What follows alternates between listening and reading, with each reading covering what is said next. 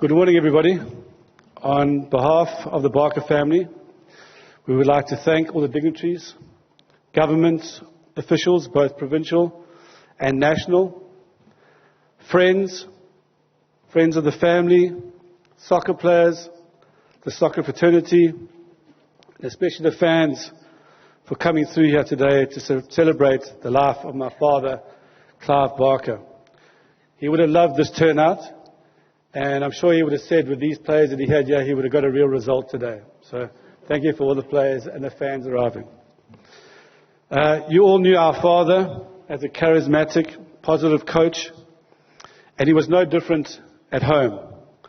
He was a great husband to my mother, an amazing father to Gavin and I, and a wonderful grandfather to his grandkids, and family man to all of his family.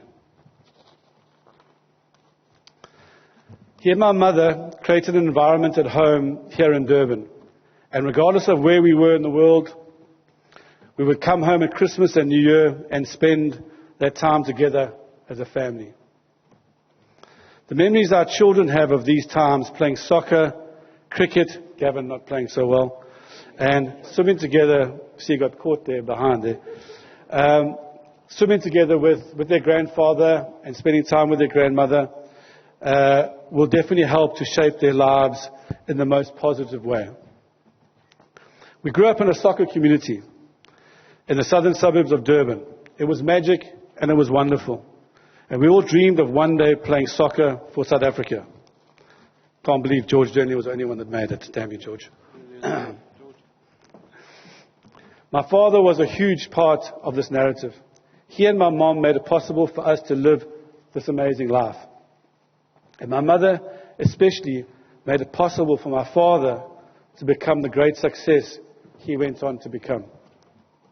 Mom, your love and support for Dad was truly beautiful.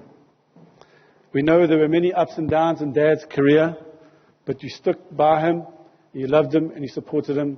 And thank you for doing that for us and giving Dad to this nation and being such a great coach and success. Thank you, Mom.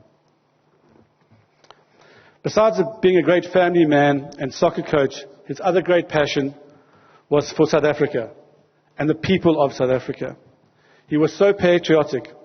He believed we were the best country in the world. And even though we are going through some tough times here in South Africa, he still right till the end believed that South Africa is the best country in the world.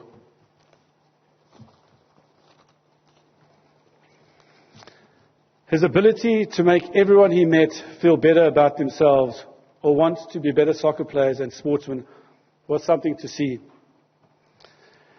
And this again was true with the doctors and the nurses who looked after him. They all remarked at how amazing he was and how positive he was right until the end. He asked them questions. He wanted to know about their lives. Even though he was lying in bed, he was just the most incredible, positive person. And even those doctors and nurses said they couldn't believe how he had touched their lives in such a short space of time. He was a coach right up to the end.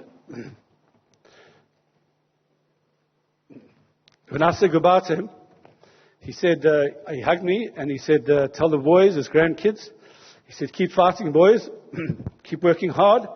This is a great family. We love you, Dad.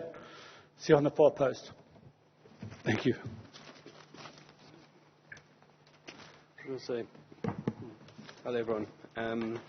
Just to take on John's points about family and stuff, John and I were very lucky in that around that 96 team and stuff, we all of a sudden had a lot of new brothers because my dad loved those players like a son. And I just want to thank all those 96 team, those players that are here today, especially Dr. Kamala. He's had an operation, you can see it in the cast. Thanks, Doc. Just maybe should retire from those legend games.